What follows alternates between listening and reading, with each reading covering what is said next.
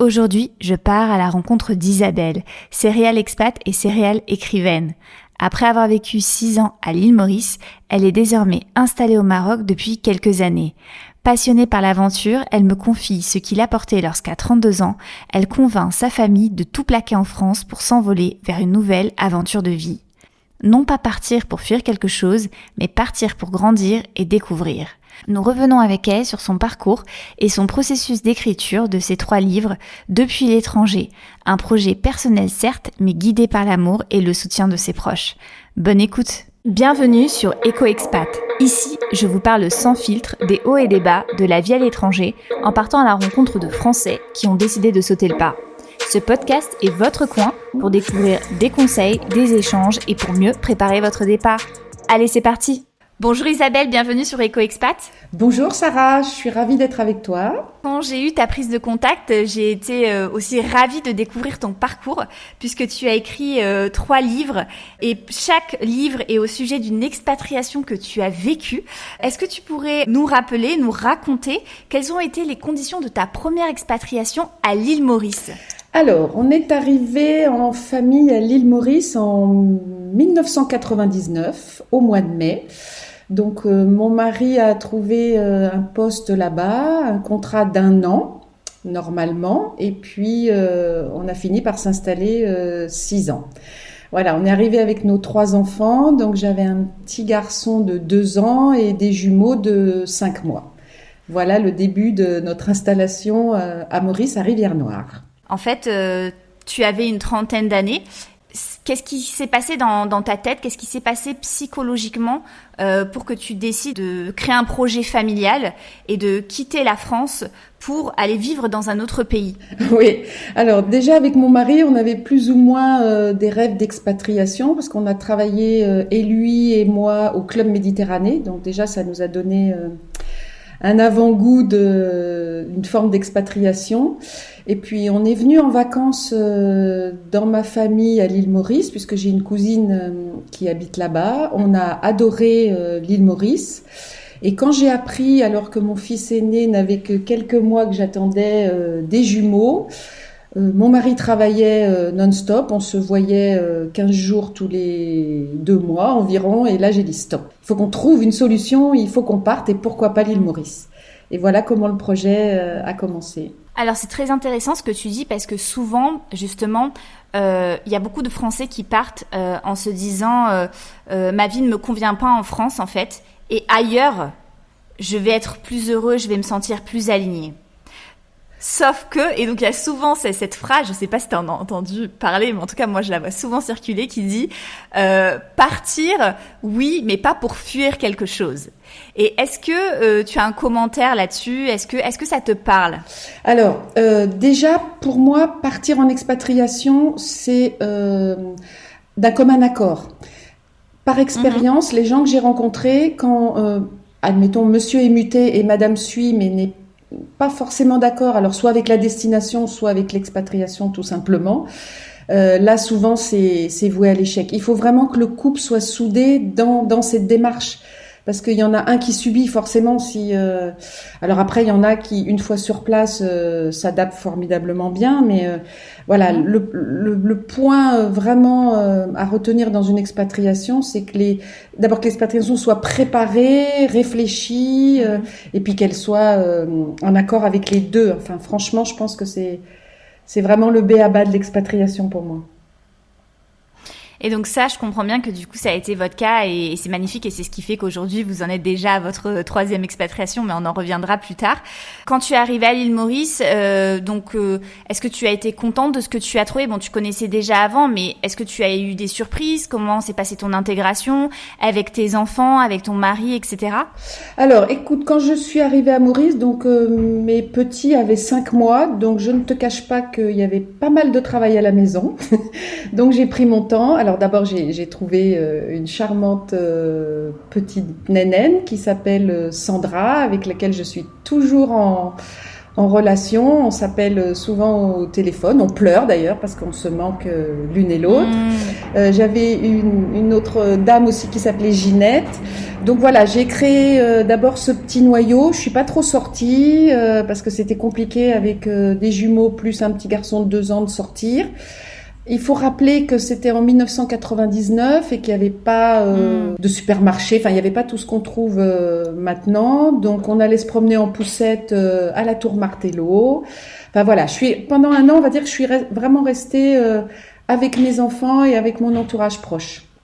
Et puis après, j'ai apprécié cette douceur de vivre, que ce soit pour les enfants ou pour nous, le climat. Enfin non, moi j'ai adoré à 100% dès le début cette expatriation. C'est vrai que c'est ce qui revient beaucoup et encore aujourd'hui, tu vois, parce que, alors toi, c'était en 1998, donc ça va faire... 99, ouais. 99, donc ça va faire 25 ans, tu vois, de différence avec aujourd'hui, donc ça passe vite, mais encore aujourd'hui, parmi les expatriés à l'île Maurice, surtout ceux qui s'expatrient en famille, effectivement, il y a beaucoup ça qui revient, le fait de pouvoir profiter de la famille, de la nature, cette ambiance un peu chill qu'on retrouve pratiquement plus en France, ou alors ça dépend des coins et c'est de plus en plus rare. Alors, du coup, vous êtes au final resté à l'île Maurice pendant 6 années. 6 ans. Oui. Ça devait être 1 année et puis tu vois, on a prolongé d'année en année. Mon mari a changé de travail du coup au cours de ces 6 ans. Mais voilà, on voulait plus rentrer. Enfin, franchement, c'était le bonheur. Vraiment, j'ai connu vraiment le bonheur à l'île Maurice, ça c'est sûr. Notre expatriation à Maurice s'est terminée parce que je suis tombée malade. J'ai eu une tumeur au sein, donc voilà, j'ai voulu rentrer en France pour me faire soigner. Enfin, j'ai eu un peu peur de la distance, etc. Donc, on n'est pas reparti pour une autre expatriation. On est parti pour rentrer en France. Et puis, au bout de quelques mois, comme tout est rentré dans l'ordre, on s'est dit, bah non, on peut pas rester là, quoi. Donc, il a fait de nouvelles recherches sur le Maroc, puisqu'on s'est dit, on a toujours choisi nos expatriations. C'est-à-dire que là, on a choisi le Maroc parce que j'avais une amie là-bas très proche que j'avais connue à Maurice qui s'est expatriée au Maroc.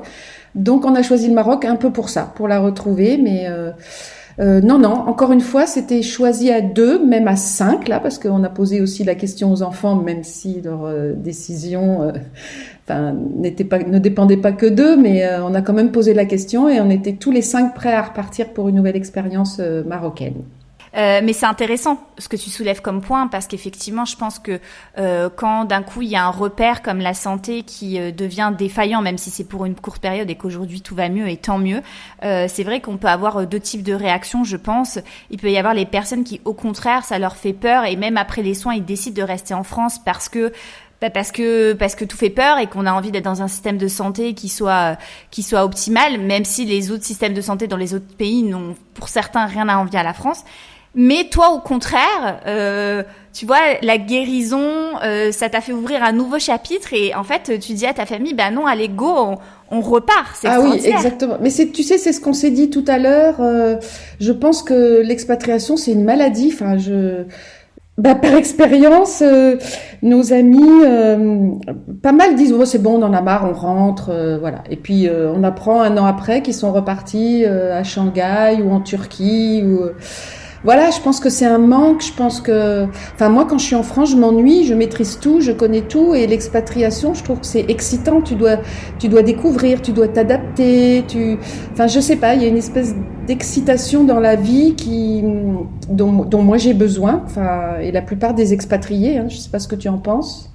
À 100%. Alors ça dépend. En fait, moi, clairement, je me reconnais totalement dans ce discours parce que je me souviens, en fait, la première fois que je suis partie, je m'en souviendrai toute ma vie parce que j'avais mes 4 valises dans la soute et je savais que je partais pour ce pays en Asie.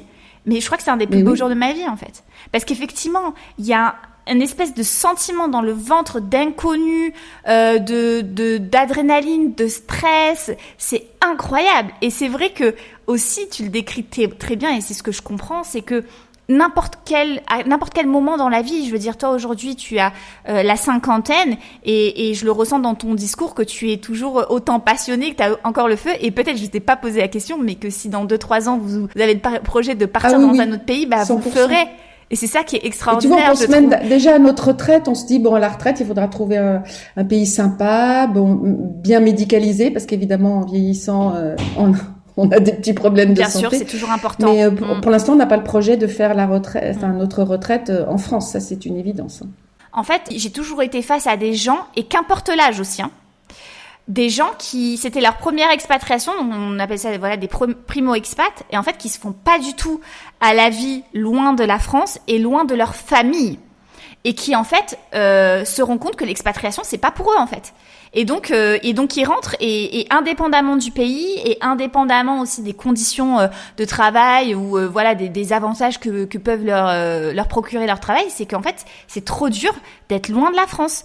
Et je pense que voilà c'est différent, on est tous différents et que chaque personne a ses projets et sa vision par rapport De à ça. sa propre expérience, je pense qu'il y a des gens pour qui la famille proche ou plus ou moins proche est indispensable.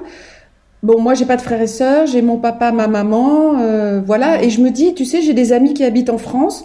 Les parents habitent à Paris et elles habitent dans le sud. Elles voient leurs parents une fois par an à Noël, hein, donc guère plus que quelqu'un qui peut être expatrié. Donc voilà. Et puis maintenant, avec tous les moyens, parce que je me rappelle quand on est arrivé à Maurice, c'était les débuts d'un espèce de WhatsApp par ordinateur. Enfin, j'ai plus le nom exact, mais il n'y avait pas beaucoup de matériel pour communiquer à longue distance. Bon, maintenant c'est facile, hein, voilà. Et tu sais, voilà, j'y reviens. Mes enfants, on en parlait tout à l'heure, mes enfants n'ont plus de frontières. C'est ça qui est drôle d'avoir vécu d'expatriés. Eux, le week-end, ils vont pas de Paris à Toulouse, ils vont de Paris à Amsterdam ou de Paris dans une autre ville. Enfin voilà, c'est des gamins qui ont plus de frontières. Et ça, je trouve ça sympa. Vous leur avez transmis en fait le goût du voyage et ça me fait justement penser à l'épisode que j'ai enregistré avec Thèse Daluin, justement qui s'appelle Expatriation et idéalisation, où elle explique dans quelles conditions elle est arrivée à l'île Maurice avec son ado de 16 ans. Ouais. Et comment justement ça pouvait... Bon, toi, tes enfants étaient petits, mais en l'occurrence, partir de la France et quitter ses amis, quitter son école pour réaliser un peu le rêve de ses parents, parce que dans beaucoup de cas, c'est le rêve des parents et pas forcément des ados. Tout à fait. D'autant plus que quand c'est pour aller sur une île, mais pas forcément à New York ou une grosse ville américaine. Mais elle l'explique très bien. Elle dit en fait le fait aussi de donner cette chance en fait à ses enfants, de leur ouvrir le champ des possibles et de les rendre adaptables en fait dans un monde aussi professionnel et aussi un monde de manière générale qui demande d'être flexible en fait de plus en plus. C'est extraordinaire. Parce que ça forme aussi des personnalités, ça forme des façons de penser. Ça donne en fait un champ des possibles qui est beaucoup plus grand en fait. Exactement. Et tu vois, pour rebondir sur ça, mes deux garçons, donc les plus jeunes, les jumeaux, travaillent tous les deux alors c'est pas vraiment des agences de voyage, mais enfin dans des magazines qui organisent des voyages. Je vais pas citer de nom pour pas faire de pub, mais ils sont tous les deux là-dedans. C'est très drôle. Et pourtant, ils avaient pas les diplômes pour ce poste-là, mais on les a pris parce que justement, c'était d'un peu des pigeons voyageurs, quoi. Enfin, ils sont facilement adaptables, donc ils ont été pris pour ça. Et ça, c'est top aussi. Exactement.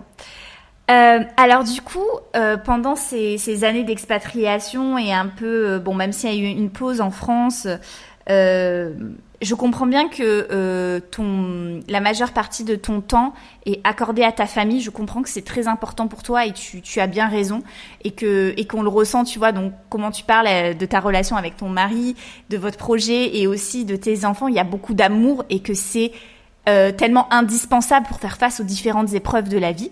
Ah oui. Mais du coup, tu as quand même décidé d'enclencher un projet aussi d'écriture. Est-ce que tu peux nous en dire plus justement là-dessus ? Le projet a commencé quand mes enfants ont quitté le nid familial. J'ai fait ce que l'on appelle le syndrome du nid vide. J'ai un peu basculé. Enfin, je me suis sentie très seule. Comme tu dis, nous, la famille, c'est vraiment proche. Enfin, tous les 5, on est les 5 doigts de la main. Et voilà, c'est très important pour nous 5. Donc, mon médecin m'a conseillé d'écrire, m'a dit, écoute, pour te soigner, la thérapie de l'écriture est excellente, donc tu devrais essayer. Je me suis lancée et puis j'ai écrit mon premier livre, je l'ai mis dans un tiroir. Et puis ça m'a fait énormément de bien de me rappeler tous ces bons moments et de me dire que c'est normal, si mes enfants s'envolent, c'est plutôt bon signe, et s'ils réussissent aussi. Et puis mon mari m'a dit mais c'est ridicule, essaye de le faire publier, qu'est-ce que tu risques? Donc je l'ai envoyé à 2 maisons d'édition en n'ayant vraiment aucun espoir. Et puis les 2 m'ont répondu favorablement. Donc voilà, mon premier livre, Expatrié chez les dodos, d'où le nom Dodo, parce que c'est l'histoire de notre petite tribu à l'île Maurice pendant 6 ans, où je raconte le projet de départ, l'installation, la vie là-bas et puis le retour. Donc voilà comment ça a démarré et puis ça m'a donné envie après de replonger parce que l'écriture c'est comme les voyages. Quand on a mis le nez dedans, c'est compliqué de s'arrêter. On a toujours des choses à exprimer, quoi. Et quand est-ce que tu as commencé l'écriture de ton premier livre? Tu étais dans quel pays? Alors, quand j'ai commencé mon premier livre, c'était en 2018 et on était déjà installés à Marrakech. Voilà, les enfants étaient partis. C'était notre première expatriation que tous les 2. Et alors ça, c'est une nouvelle forme aussi d'expatriation sans les enfants. C'est-à-dire qu'on peut pas se reposer sur les connaissances des mamans ou des parents que l'on rencontre devant l'école ou etc. C'est une autre forme d'expatriation. Il faut trouver d'autres systèmes pour se fondre dans la population, se faire des amis. Mais on y arrive tout aussi bien. Hein, mais ça part de soi, quoi. Ça part plus des enfants. Mais finalement, du coup, est-ce que tu dirais que c'est aussi finalement l'isolement et que ce soit d'un point de vue, bien sûr, le fait que tes enfants soient partis, comme tu l'as expliqué, mais aussi d'un point de vue social, puisqu'effectivement, tu avais accès à un réseau un peu moins élargi, vu que les enfants n'étaient plus là, qui finalement, en fait, t'a amené à l'écriture et t'a donné beaucoup plus de temps pour toi, pour pouvoir mettre, en fait, tes mots sur un papier. Oui, tout à fait. Le fait qu'il soit parti, j'étais toute seule. Du coup, je me suis rappelé tout ça, toutes ces périodes. Oui, effectivement. Puis la maison était calme. Ça appelait à la concentration. Enfin voilà. Enfin, j'invite toutes les femmes de toute façon. Toute personne à écrire. Souvent, ça fait peur. On se dit oh là là, mais écrire. Mais tout le monde sait écrire. Enfin, on écrit de moins en moins, bien sûr, parce que maintenant il y a les SMS, les téléphones, etc. Mais ça fait tellement de bien de poser les choses, d'exprimer. Et puis après, on se relit et on se dit ah mais oui, quand même, j'ai fait ça. Ah, j'ai connu ça. Parce qu'on oublie des choses. Et puis la passation. J'ai une amie l'autre jour qui m'a dit c'est un superbe testament, tes 3 livres pour tes enfants et les générations à venir. Et ça, j'avais pas pensé et ça m'a fait plaisir parce que je me dis que dans 50 ans, mes arrière-petits-enfants pourront lire l'histoire de leurs arrière-parents, de leurs grands-grands-parents, etc. Et je trouve ça chouette aussi. Complètement. Et comme tu dis, c'est un très beau héritage. Aujourd'hui, on parle beaucoup des traumas dans les familles et comment, en fait, des événements un peu négatifs dans les familles se transmettent dans les générations suivantes. Je sais pas si tu as entendu parler de ça, ça s'appelle la psychogénéalogie. C'est super intéressant, mais c'est valable aussi, je pense, pour le côté positif et le côté inspirant. C'est-à-dire aussi comment les générations d'avant ont une vie inspirante qui est transmise, en fait, malgré elles, aux générations suivantes, en fait. Et c'est vrai, comme tu dis. Des fois, on n'a pas les clés. Alors, par exemple, mes arrière-petits-enfants diront « Ah bah oui, mais ils sont partis à Maurice, mais pourquoi, mais comment ?» Là, ils auront l'explication. Et puis peut-être qu'il y aura plus d'expatriation dans 50 ans. On ne sait pas comment le monde va tourner ou des choses différentes. Non, c'est bien. De toute façon, j'invite à écrire, à poser ses émotions. Ça fait toujours du bien. Et puis, c'est un espèce de miroir. Je ne sais pas trop comment l'expliquer, mais voilà, on a son miroir d'écrit. C'est vraiment bien. Enfin, ça fait beaucoup de bien. En combien de temps tu as écrit ton premier livre ? Alors, ce qui est drôle, c'est que j'ai mis 9 mois, comme si c'était mon 4e enfant. Oui. Alors, j'ai mis 9 mois et j'ai écrit 6 heures par jour, tous les jours, sauf le week-end. Ah oui. Parce que tous les auteurs le disent. Parce que écrire un livre, ça a l'air facile, on écrit, voilà, mais il faut quand même. Moi, j'avais fait une espèce de frise, tu vois, pour que tout coïncide. Par exemple, à mon premier jet, je me suis aperçue qu'une amie qui attendait un enfant, elle est restée enceinte 12 mois, tu vois. Je me suis un peu trompée dans tout ce qui est dans le temps, quoi. Donc, faut vraiment faire attention à la chronologie des faits, etc. Et bon, c'est pas rien, c'est vraiment un énorme boulot, quoi, mais qui fait un bien fou. Enfin, pour moi, personnellement, m'a fait un bien fou. Alors, dès le départ, j'ai pas écrit un livre. Dès le départ, j'ai écrit pour me soigner. Enfin, quelqu'un m'a conseillé d'écrire pour me soigner. Donc, j'ai écrit comme ça, au fil du temps, etc. Et après, c'est quand mon mari m'a dit, mais pourquoi tu l'envoies pas? Donc là, j'ai un peu retravaillé mon livre. Tu vois, je suis allée voir des tutos sur Internet, puis je me suis rendu compte que c'était pas si mal. J'avais fait une introduction, j'avais fait un développement, et puis j'avais fait une conclusion sans me rendre vraiment compte. Bon, j'ai adapté évidemment certaines choses, d'où mon amie là qui est restée enceinte 12 mois, mais dans l'ensemble, sans le vouloir, j'avais à peu près suivi la chronologie d'un livre, quoi. Et aujourd'hui, du coup, tu en es à ton 3e livre. Est-ce que tu as remarqué une évolution dans ton écriture? Alors, c'est pas moi qui l'ai remarqué, c'est mes lecteurs qui me disent que c'est beaucoup plus fluide. Oui, ça se lit mieux. Enfin, mes phrases sont plus longues, c'est plus détaillé, il y a plus de descriptions, je mets plus d'émotions que j'avais peut-être pas osé mettre dans le premier. Et puis le premier avait été écrit pour moi, donc j'y mettais peut-être pas assez de précision, alors que les 2 autres étaient écrits pour mes lecteurs, parce que là je savais que j'allais republier. Et puis le scoop, c'est que le 4e est en écriture, mais là c'est plus du tout un roman autobiographique, c'est vraiment un vrai roman, voilà. Et c'est encore l'histoire d'une femme, d'une histoire. Parce que oui. D'une histoire amoureuse à un moment un peu délicat de sa vie, et voilà. Vous le découvrirez bientôt. J'attends vos retours parce que ça me nourrit. Vos retours, voilà, parce que ça fait énormément de bien. Voilà, ça c'est sûr.